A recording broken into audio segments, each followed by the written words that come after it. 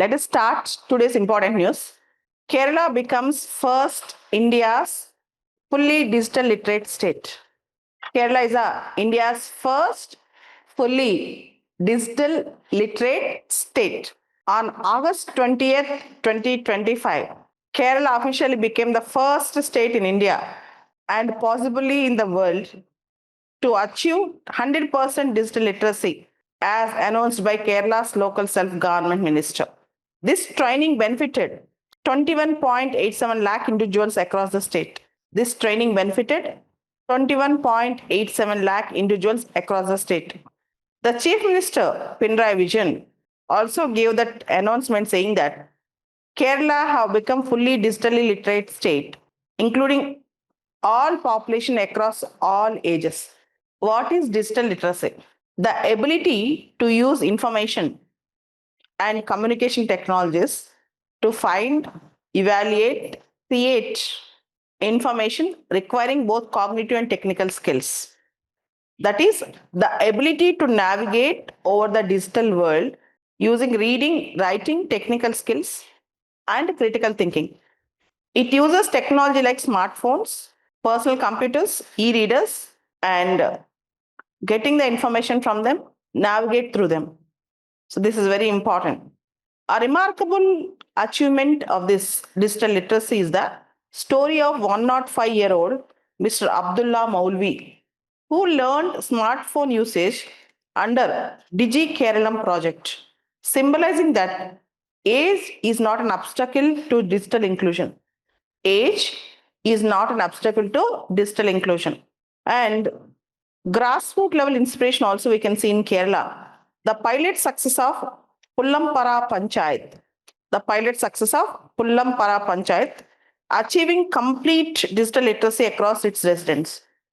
Pullampara Panchayat achieving complete digital literacy across its residents inspired the entire state to drive.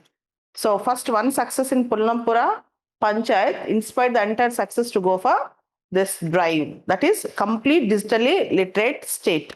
What is digital literacy? All people can navigate through digital gadgets, smartphones, personal computers, and can communicate through them. Even 105-year-old man can use a smartphone in Kerala. And over 2.5 lakh volunteers, including students, Kutumbasri members, MG Narega workers, NSS, NCC, and others, surveyed 1.5 crore people across 83 lakh households to identify digital literacy, to identify digitally illiterate citizens and train them. To identify digitally illiterate citizens and train them. Kerala is also planning 𝐃𝐨𝐼𝐧𝐥𝐨𝐚 2.0, aimed at deepening digital competence via AI awareness, cyber security, fintech, and issuing digital documents via DigiLocker. So this is a very important and interesting news from Kerala. Kerala is first fully digitally literate state.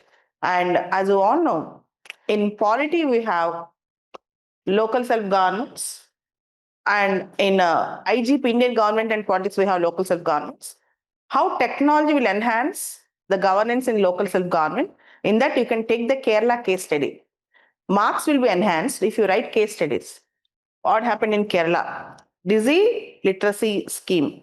𝐃𝐨𝐼𝐧𝐥𝐨𝐚 project. 𝐃𝐨𝐼𝐧𝐥𝐨𝐚 project. If you give this example, you will get few marks more. Okay, this is how everybody will write an answer. But how to enrich the answer is very, very important.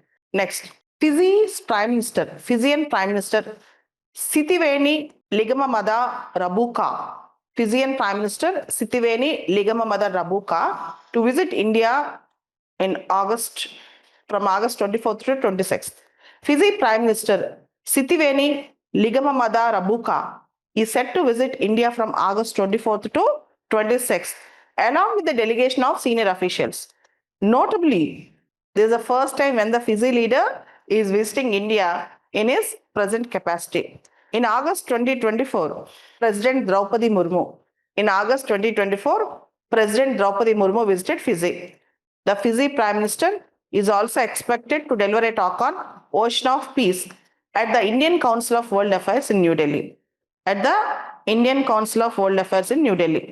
It highlights the shared commitments of both nations to enhance cooperation across various sectors and to further strengthen the strong people to people connections. Further strengthen the strong people to people connections.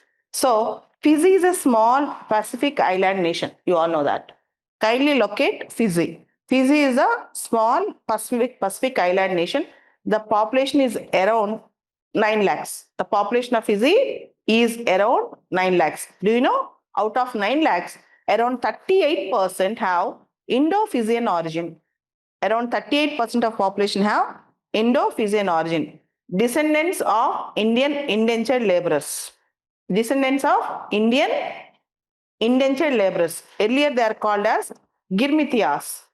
Earlier they are called as Girmitiyas. So India and Fiji established diplomatic relations in the year 1970.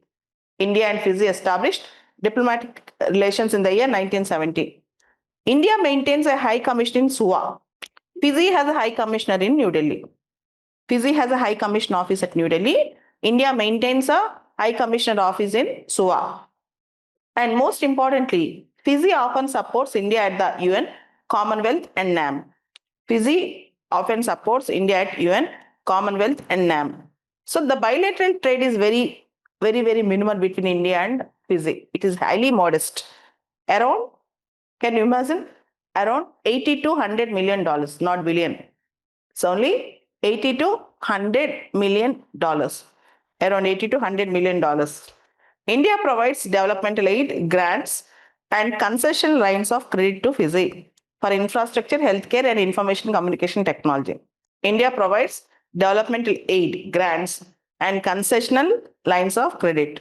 And India's ITEC program, Indian Technical and Academic Cooperation Program, under ITEC program, Fiji is one of the major beneficiary of training and capacity building given by India. And India and Fiji are cooperating in sugar industry, agriculture, healthcare, renewable energy, and disaster management.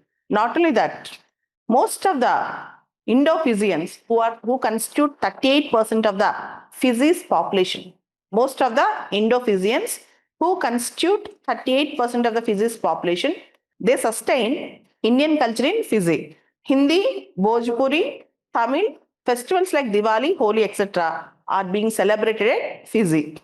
And Hindi is one of the Fiji's official languages. Indian Cultural Center in Suva, in Fiji's capital Suva, Indian Cultural Center promotes yoga, Hindi, classical dance, and music. Strong bonding through Fiji India Diaspora Association is also very important in India-Fiji relations. India views Fiji as a gateway to the Pacific Island countries, PICs.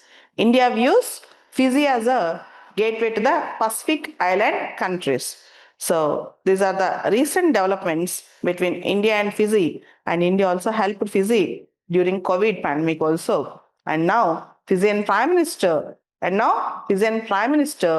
Sitiveni Ligamamada Rabuka is coming to India. So as a IR student, you are expected to study India and Pacific Island countries.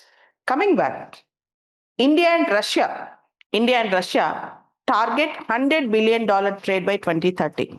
India and Russia are targeting $100 billion trade by 2030. See, the pathetic thing is, though Russia is one of the all-weather friend and strongest friend to India, our trade is far below the potential. We relied more on China, we relied more on America and UAE and other countries, but we are expected to have better trade relations with Russia also. So recently, addressing a press conference after his meeting with Foreign Minister of Russia, Sergei Lavrov, our External Affairs Minister, Mr. Jaishankar, said recently, Sergei Lavrov, Russian Foreign Minister, and Indian External Affairs Minister, Mr. Jaishankar, they met. After this meeting, our Jaishankar said, India reaffirmed the shared ambition, India and Russia reaffirmed the shared ambition to expand bilateral trade in a balanced and sustainable manner, including by increasing India's exports to Russia. And more importantly, India has been running a big trade deficit.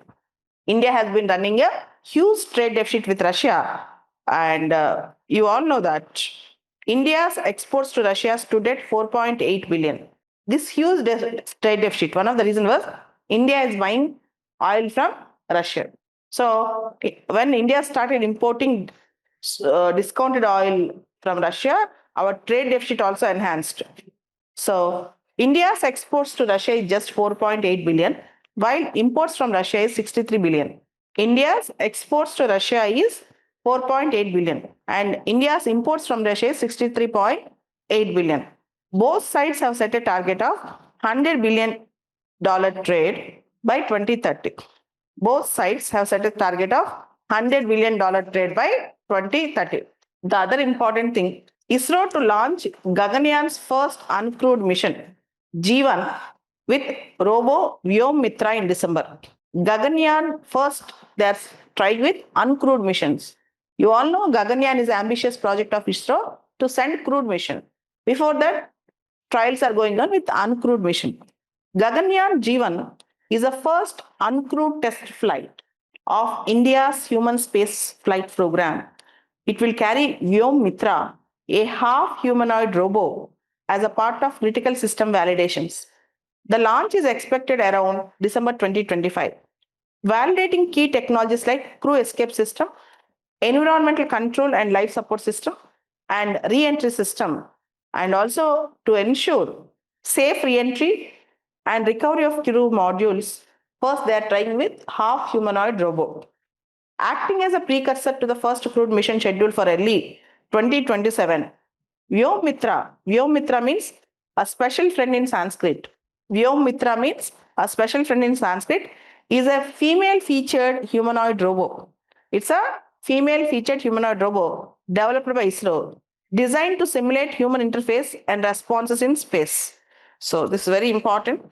Okay, it features a specially designed humanoid skull made of high-strength aluminum alloy. It's specially designed humanoid skull made of high-strength aluminum alloy also. It's very interesting news that's coming up.